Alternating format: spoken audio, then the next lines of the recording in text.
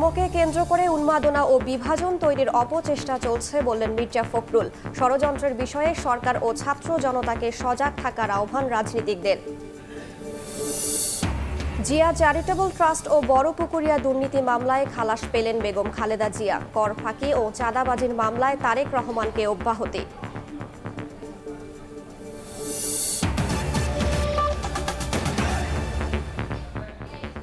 সময় সংবাদের সঙ্গে আছি আমি রাইসা জান্নাত। আইনজীবী আলিফ হত্যার প্রতিবাদে উচ্চ আদালতে বিক্ষোভ করেছেন বিএনপির আইনজীবীরা। আলাদা কর্মসূচি পালন করেছেন জাতীয় নাগরিক কমিটি ও সাধারণ আইনজীবীরা। এদিকে ইসকন নিষিদ্ধ চেয়ে হাইকোর্টে আবেদন করেছেন এক আইনজীবী। আগামীকালের মধ্যে সরকারের অবস্থান জানতে বলেছেন আদালত। আইনজীবী সাইফুল ইসলাম আলিফ হত্যার প্রতিবাদে উচ্চ আদালতে বিক্ষোভ করেছেন বিএনপির আইনজীবীরা। আলাদাভাবে কর্মসূচি পালন করেছেন জাতীয় নাগরিক কমিটি ও সাধারণ আইনজীবীরা। আইনজীবী ফোরামের নেতারা বলছেন, ইসকনে ভর করেছে আওয়ামী লীগ। ভারতের ক্ষমতাসীন দল বিজেপি নেতাদের বক্তব্যেরও সমালোচনা করেন তারা। দাবি করেন ইসকন নিষিদ্ধের। দেশকে অস্থিতিশীল করার জন্য উস্কে দেওয়া হচ্ছে। বাংলাদেশে এখনো প্রশাসনে, আইনশৃঙ্খলা বাহিনীতে হাসিনা সরকারের প্রেতাত্মার এখনো আছে। অনতিবিলম্বে তাদেরকে প্রশাসন থেকে বের করে দিতে হবে। বাংলাদেশের মানুষকে মৌলবাদী বানাবার কোনো অবস্থাতে চেষ্টা করবেন না। তাই সরকারকে বলছে এই ইসকনকে বাতিল করেন। এখানে ইসকন নামে কোনো সংগঠন করতে পারবে না। মোদী সরকার শেখ হাসিনাকে ব্যবহার করে শুভেন্দু সরকারকে কলকাতায় রেখে আর এইদিকে ইসকনকে মাঠে নামিয়েছে। প্রিয় বন্ধুরা আমার, এই যে যুগসূত্র, সেই যুগসূত্র কিন্তু বাংলাদেশের মানুষ বুঝে গেছে। বিক্ষোভ শেষে আইনজীবীরা নিহত সাইফুলের গায়েবানা জানাজা পড়েন। এর আগে হিন্দুত্ববাদী উগ্র সংগঠন ইসকন নিষিদ্ধ চেয়ে হাইকোর্টে আবেদন করেন এক আইনজীবী। নির্দেশনা চাওয়া হয় চট্টগ্রাম ও রংপুরে জরুরি অবস্থা জারির বিষয়ে। কোর্টে দাঁড়িয়ে অ্যাটর্নি জেনারেল বলেন, ইসকন নিষিদ্ধ হবে কিনা তা পর্যালোচনা করবে সরকার।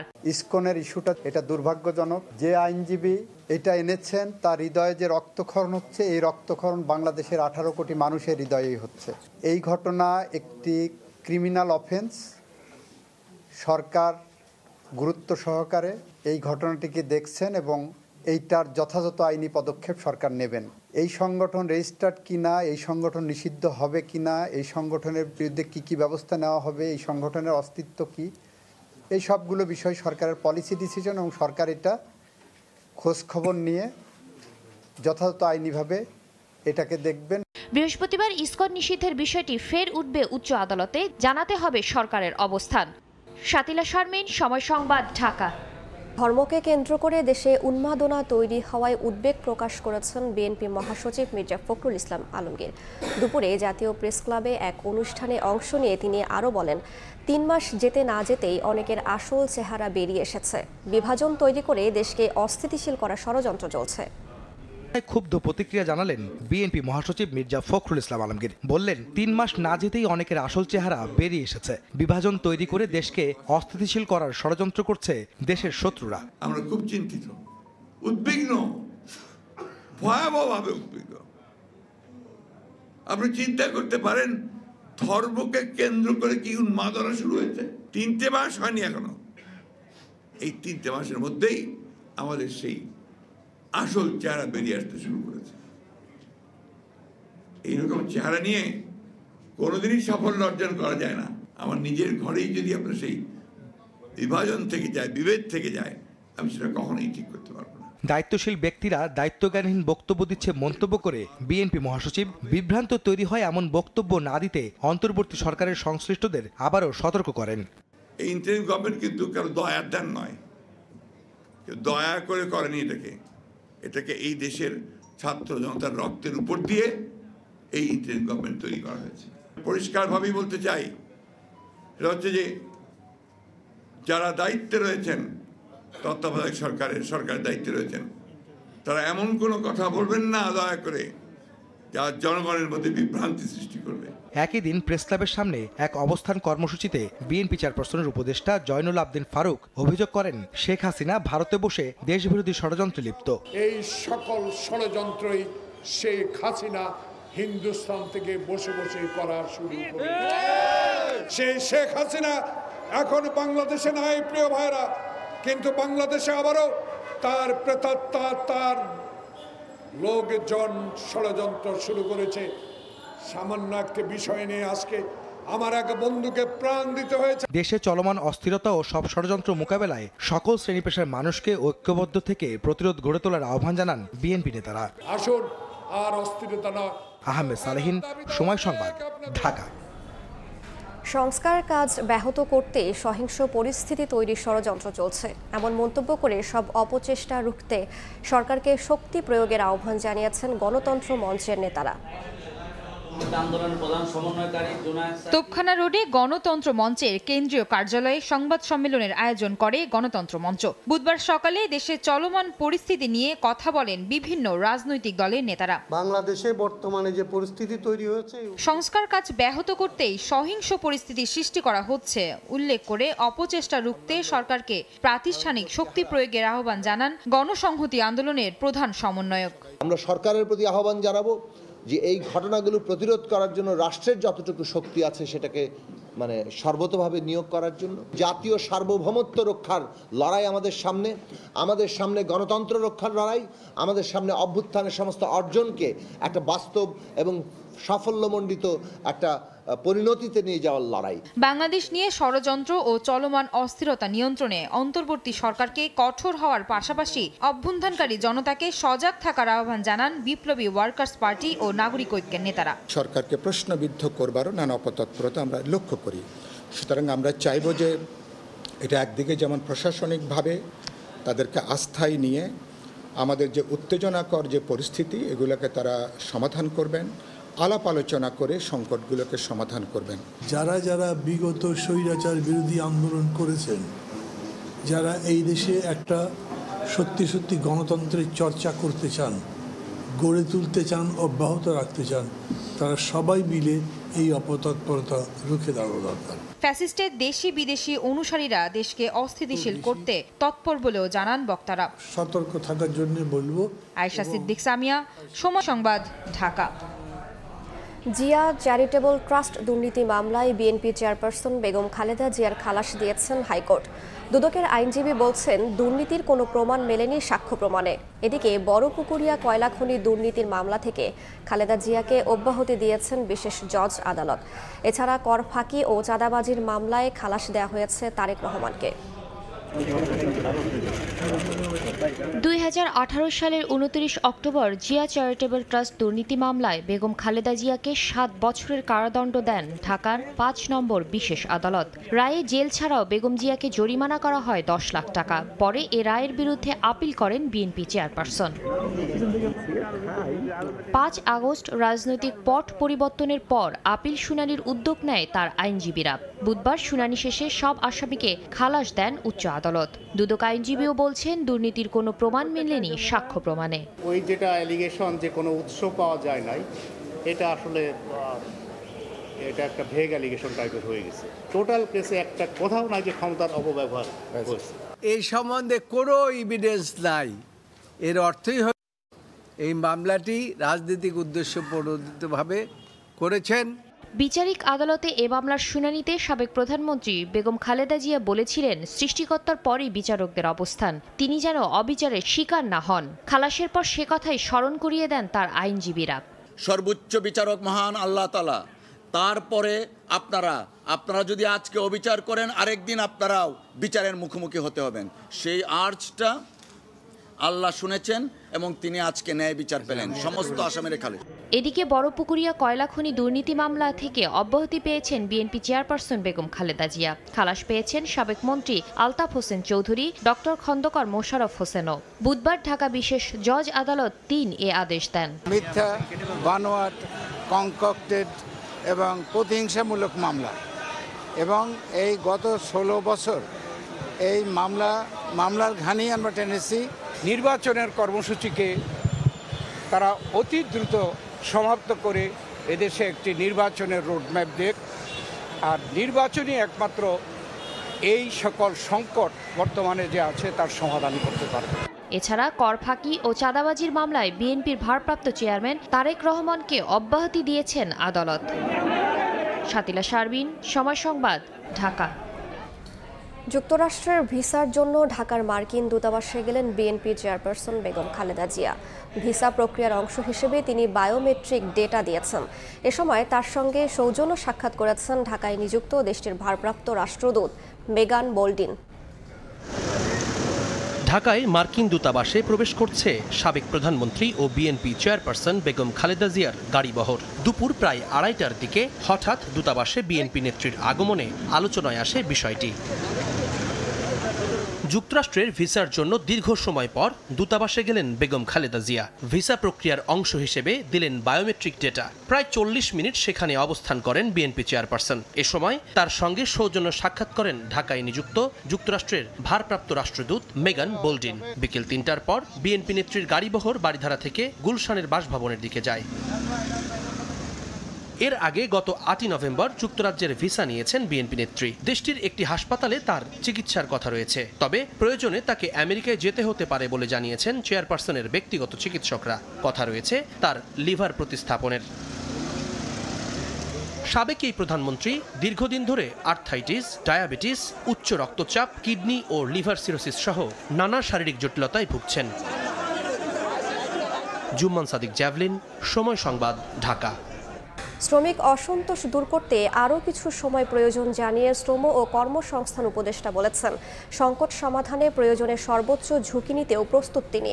এদিকে পোশাক শ্রমিকদের ভর্তুকি মূল্যে টিসিবির মাধ্যমে খাদ্যপণ্য দেওয়ার পরিকল্পনার কথা জানিয়েছেন অর্থ উপদেষ্টা। তবে পরিবর্তিত পরিস্থিতিতে শ্রমিকদের ন্যায্য দাবির বিষয়ে আলোচনার কথা জানালেন শ্রম কর্মসংস্থান উপদেষ্টা। ঢাকায় পেশাগত স্বাস্থ্য ও নিরাপত্তা বিষয়ক কর্মশালায় উপদেষ্টা বলেন, শ্রমিকদের দাবি বাস্তবায়নে চেষ্টা অব্যাহত রেখেছেন সরকার। শ্রমিকদের যেটা ন্যায্য দাবি সেটা আমি চেষ্টা করবো যাতে আমরা আর্ন করতে পারি, সেটা মালিক পক্ষ থেকে হোক, সরকারের তরফ থেকে হোক, অথবা যেখান থেকে হোক। শ্রমিকদের সংকট সমাধানে সর্বোচ্চ ঝুঁকি নেওয়ার প্রস্তুতি রয়েছে জানিয়ে শ্রম উপদেষ্টা জানান, অসন্তোষ দূর করতে কিছুটা সময় প্রয়োজন। গিভ আস টাইম, আমরা আপনাদের থেকে শোষণ করার জন্য নয়, at least I can assure you that. আমি আপনাদের সাথে আপনাদের সমস্যা আমি যদি পারি সলভ করবো, না হলে শুনবো। সেটার জন্য আমার যদি দরকার হয় I can risk my life and go and talk to you sitting there on the street. এদিকে সরকারি ক্রয় ও অর্থনৈতিক বিষয় সংক্রান্ত উপদেষ্টা কমিটির সভা শেষে সচিবালয়ে অর্থ উপদেষ্টা জানান, 10 লাখ পোশাক শ্রমিক ভর্তুকি মূল্যে টিসিবির মাধ্যমে খাদ্যপণ্য পাবে। টিসিবির ওদের রেগুলার যে প্রোগ্রামটা আছে 1 কোটির মধ্যে, ওরা বলছে ওখান থেকে ওরা সংস্কার করতে পারে। আমরা বলছি এটা আপনারা করেন, 1 কোটির ভেতরেই আসে, কারণ 1 কোটিতে সব আমরা ইস্যু করতে পারি। আমরা বলছি আপাতত আপনারা এটা করেন, পরে শুধু গার্মেন্টস না অন্য ইস্যু তখন হয়তো আমরা দেখবো ওটা। এ সময় পণ্যের আমদানি ও বিক্রয় মূল্যের ব্যবধান কমার পাশাপাশি নিত্যপণ্যের বাজারে স্বস্তি ফিরতে শুরু করেছে বলেও দাবি করেন উপদেষ্টা। ফরহাদুর রহমান, সময় সংবাদ, ঢাকা। মন্ত্রী রাষ্ট্রপতির ক্ষমতায় ভারসাম্য আনার চিন্তা করা সহজ, বাস্তবায়ন কঠিন বলে মন্তব্য করেছেন নির্বাচন সংস্কার কমিশনের সদস্য ডক্টর তোফায়েল আহমেদ। সকালে জাতীয় সংসদ ভবনে পিছিয়ে পড়া জনগোষ্ঠীর সঙ্গে সংলাপে সংসদ দ্বিকক্ষ বিশিষ্ট হওয়া উচিত বলে মত দেন তিনি।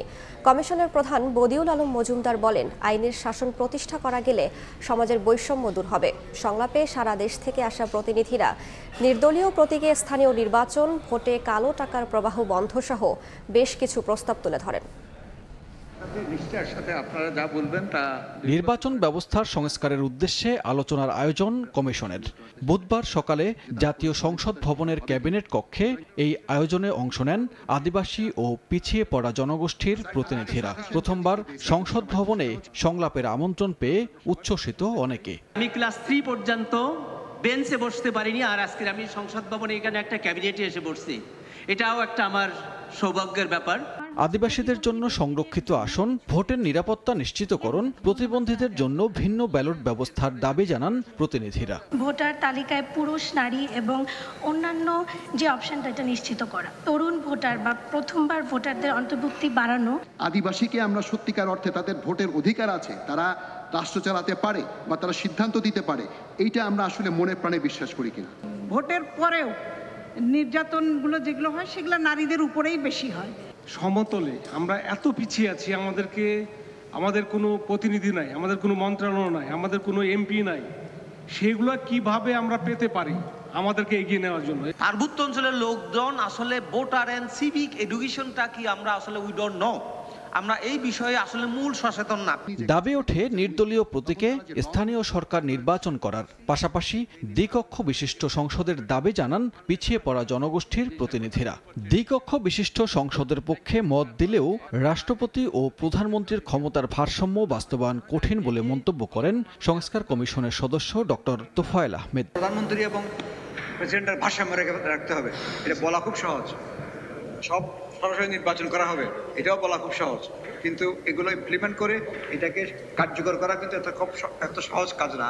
সব ধরনের বৈষম্য নিরসনের জন্য সংস্কার কমিশন কাজ করছে বলে জানান বদিউল আলম মজুমদার। আমরা এক পরিবারের সদস্য এবং এর মধ্যে কোনো বিভাজন হওয়া সঠিক নয়। আমরা যদি সবাই আমাদের দায়িত্ব পালন করি এবং একই সাথে সুশাসন যদি প্রতিষ্ঠিত হয়, আইনের শাসন যদি প্রতিষ্ঠিত হয়, আমি নিশ্চিত আমাদের এগুলোর বিহিত হবে। এ সময় এনআইডি কার্ডের নামের ভুল সংশোধনের দাবিও জানান আলোচকরা। আমার নাম একটা, মানে আমার আইডি কার্ডের নাম একটা।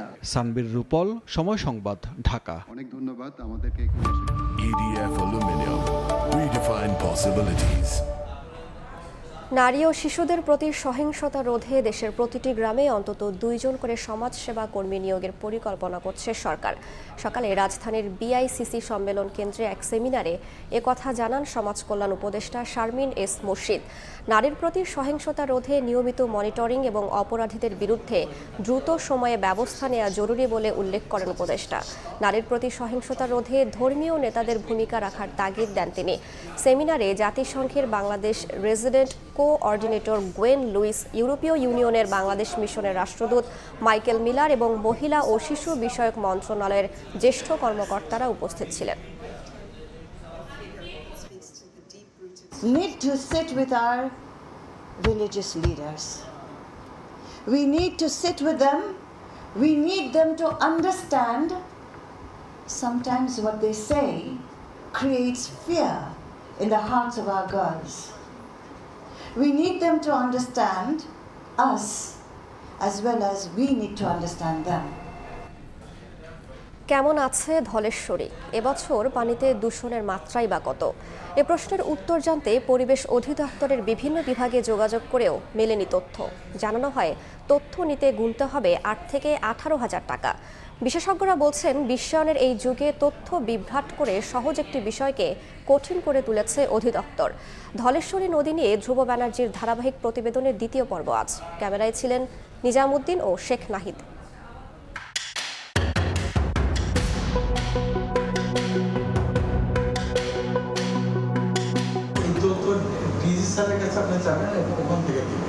আমরা একটা রিপোর্ট খুঁজছি, পরিবেশ অধিদপ্তরের এ দরজা থেকে ও দরজা। কিসের রিপোর্ট সেটা আগে বলা জরুরি। তার জন্য যেতে হবে সাভারের হেমায়েতপুরে। হরিণ ধরার এই গ্রামে একসময় ছিল জেলেদের তুমুল দাপট। তবে 2017-তে চামড়া শিল্প এখানে স্থানান্তরিত হওয়ার পর কমে গেছে সেই জৌলুস। দূষণে নিমজ্জিত ধলেশ্বরী থেকে কালীগঙ্গা। কমে যাবো না, মাছ খাওয়ার দোকান নাই, যেমন কেরোসিনের গন্ধ হইতেছে মাছটার তেনে উঠে ফাঁক করলে তরকারি শুধু ঢালাই দল। এবছরে দূষণের পরিমাণ কত তা জানতেই শিল্পনগরীর দায়িত্বশীলদের কাছে ফোন দেই আমরা। পানির মান কত আছে এটা নিয়ে কোনো তথ্য কি আছে? না, এটা আমাদের কাছে নাই, এটা পরিবেশের কাছে আছে। 2024 সালের নদীর পানির সবশেষ মান জানতে এবার পরিবেশ অধিদপ্তরের ওয়েবসাইটে চোখ সময় সংবাদের। তবে এখানেও সবই প্রায় পুরনো। অনেকক্ষণ খোঁজার পরেও ধলেশ্বরী নিয়ে কোনো তথ্য পেলাম না ওয়েবসাইটে। তাই এবার সশরীরে যেতে চাই পরিবেশ অধিদপ্তরে। অধিদপ্তরে গিয়ে আরেক গোলক ধাঁধায় আমরা। দায়িত্বপ্রাপ্ত তথ্য কর্মকর্তাকে ফোন দিলে তিনি পাঠালেন অধিদপ্তরের গবেষণাগারে। বিভাগের প্রধান তখনও অনুপস্থিত। সেখান থেকে পাঠানো হলো সিনিয়র কেমিস্টের কাছে। তবে তিনিও পানির মান জানাতে সম্মত হলেন না। এবার আমাদের তারা পাঠালেন প্রাকৃতিক সম্পদ শাখায়। সেখানে যেতেই কর্মকর্তারা পড়লেন আকাশ থেকে, জানালেন এমন কোনো তথ্যই নেই তাদের কাছে।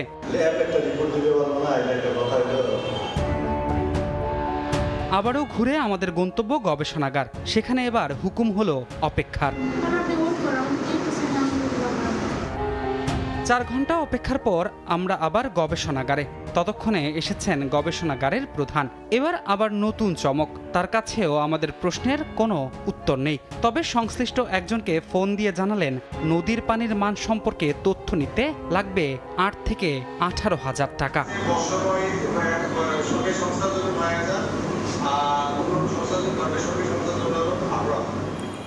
সকাল 10টা থেকে ঘুরে এখন ঘড়িতে সময় বিকেল 4টা। পুরো একদিন ঘুরেও ধলেশ্বরী নদীর পানির মান কেমন সেটা আমরা জানতে পারিনি। সরকারি নথি নিয়ে গোপনীয়তা থাকবেই, তবে একটি নদীর পানির মান কেমন আছে সেটা নিয়ে এতটা রাগঢাক কিসের? পুরাটাই তো জনগণের। তবে অধিদপ্তরের এই সাবেক কর্মকর্তার মত, জনগণের জন্য এসব তথ্য করে দেওয়া উচিত উন্মুক্ত। এই ডেটা সংগ্রহের লাভটা কি, আর এই সংগ্রহ করছেন কার টাকা দিয়ে, কার স্বার্থে এগুলি আপনারা জমা রাখবেন? এই তথ্য তো কোনো জাতীয় নিরাপত্তা জনিত শঙ্কা তৈরি করবে এরকম কোনো তথ্য না। সনাতনী পদ্ধতি নয়, ওয়েবসাইটের মাধ্যমে মানুষের কাছে এসব তথ্য পৌঁছে দেয়া এখন সময়ের দাবি বলেও মত বিশেষজ্ঞের। ধ্রুব ব্যানার্জি, সময় সংবাদ, ঢাকা। খবর। বিপিএল আর্থিকভাবে চটকদার হলেও দেশের ক্রিকেটের উন্নয়নে কোনো ভূমিকা রাখছে না, অথচ বোর্ড কর্তাদের কাছে ক্রিকেটের ডেভেলপমেন্টের চেয়ে বেশি পছন্দের বিষয় হয়ে গেছে এই ফ্র্যাঞ্চাইজি টুর্নামেন্ট। জানিয়ে রীতিমতো হতাশ এবং ক্ষুব্ধ সাবেক অধিনায়ক পাইলট এবং সাবেক বোর্ড পরিচালক খন্দকার জামিল। তাদের মতে চ্যাম্পিয়ন্স ট্রফিতে দলের পরিকল্পনা কি হবে এবং সেখানে সাকিব তামিমের জায়গা কোথায় সেটা পরিষ্কার করা উচিত সবার আগে। বিস্তারিত নিয়ন মোহাইমিনের প্রতিবেদনে। এবং হতাশ সাবেক অধিনায়ক থেকে সাবেক পরিচালক সবাই। ক্রিকেট ডেভেলপমেন্টের পিছনে যদি আমি মনোসংযোগ না দিই, সেখানে যদি কাজ না করার চেষ্টা করি, আমি যদি অন্য জিনিসগুলো বিপিএল জাতীয় এই ধরনের যে রঙাচঙা যে ব্যাপারগুলো আছে সেগুলোর প্রতি যদি আমি নজর দেই, তাহলে তো আমাদের ক্রিকেট ডেভেলপমেন্ট হবে না। আইসিসির শেষ 2 ইভেন্টে ভরাডুবি হয়েছে বাংলাদেশের। পরেরটা শুরু হতে বাকি নেই আর 3 মাসও, অথচ চ্যাম্পিয়ন্স ট্রফি নিয়ে এখনও দৃশ্যমান কোনো পরিকল্পনা নেই বর্তমান বোর্ডের। তার উপর সাকিব তামিমকে নিয়ে যে হারে নাটক করে যাচ্ছে বিসিবি, তাতে শেষটায় পরিণতি কি হবে তা নিয়ে শঙ্কায় ক্রিকেট সংশ্লিষ্টরা। আমরা তো সারাক্ষণ ধরে এই লুকোচুরি খেলা খেলতে পারবো না। আমাদের পরিষ্কার করতে হবে ওয়েদার সাকিব আমাদের চিন্তাভাবনার মধ্যে আছে কি নাই। বোর্ডের কিছুটা গার্ডসের একটু ঘাটতি আছে। আমার কাছে মনে হয় কেন জানি তারা কনফিডেন্স পাচ্ছে না, এত বড় বড় প্লেয়ারদের পক্ষে হোক বা বিপক্ষে হোক বা যেটাই হোক কথা বলতে তারা হয়তো দ্বিধাবোধ করছে। জাতীয় দলে সাকিব আর ফিরবেন কিনা কিংবা তামিমের জায়গা আর হবে কিনা, বিষয়টা নিয়ে বোর্ডের মতো দ্বিধাদ্বন্দ্বে আছেন সমর্থকরাও। এখন ওনাদের একটা এজ হয়েছে, মানে বয়স হয়েছে, তো এই বয়সে তারা আগের মতো খেলার অ্যাগ্রেশনটা রাখতে পারে না, যার কারণে আমার মত হচ্ছে তরুণদের এখন চান্স দেওয়া উচিত, সুযোগ দেওয়া উচিত আমি মনে করি। কিন্তু তাদের উপর ভরসাটা নেই, তামিম সাকিবের উপরে যে ভরসাটা আছে। অনেক সংগ্রাম এবং রক্তের বিনিময়ে পাওয়া পরিবর্তিত বাংলাদেশের ক্রিকেট আর হাঁটবে না পেছনের দিকে। দিন শেষে সেটাই এখন চাওয়া ক্রিকেট সংশ্লিষ্টদের। নিয়ন মোহাইমিন, সময় সংবাদ, ঢাকা। এ পর্যায়ে শীর্ষ সংবাদগুলো জানিয়ে দিচ্ছি আরও একবার। ধর্মকে কেন্দ্র করে উন্মাদনা ও বিভাজন তৈরির অপচেষ্টা চলছে বললেন মির্জা ফখরুল। ষড়যন্ত্রের বিষয়ে সরকার ও ছাত্র জনতাকে সজাগ থাকার আহ্বান রাজনীতিকদের। এবং জিয়া চ্যারিটেবল ট্রাস্ট ও বড় পুকুরিয়া দুর্নীতি মামলায় খালাস পেলেন বেগম খালেদা জিয়া। কর ফাঁকি ও চাঁদাবাজির মামলায় তারেক রহমানকে অব্যাহতি।